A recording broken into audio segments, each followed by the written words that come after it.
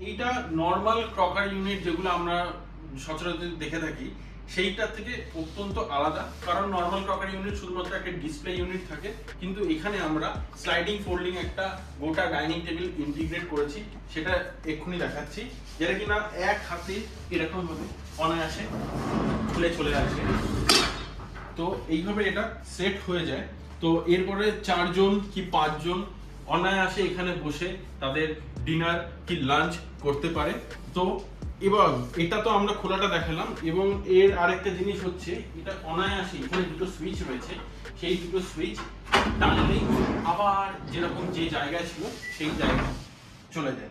তো এবং আরেকটা জিনিস এখানে লক্ষ্য করবেন, অন্যান্য জায়গায় যে আমরা হাই গ্লস ল্যামিনেটটা ইউজ করেছি, এই জায়গায় কিন্তু আমরা ম্যাট ফিনিশের ল্যামিনেট ইউজ করেছি, কারণ থালা বাসন গ্লাস প্রত্যেকটা যে কটা বাসনপত্র রয়েছে সেখান থেকে স্ক্র্যাচ হওয়ার একটা সম্ভাবনা রয়েছে, সেইটা যাতে না হয় সেম কালারেরই এখানে হাই গ্লস এখানে ম্যাট ফিনিশ, কিন্তু ওভারঅল যে যদি আপনি ভালো করে দেখেন যে কালার স্কিমটা রয়েছে সেটা কিন্তু হ্যাম্পার হয়নি, বাট এখানে ম্যাট ফিনিশের ল্যামিনেটটা দেওয়ার জন্য সেটা একটা ফাংশনালিটির জন্য এটাকে অ্যাড করা হয়েছে।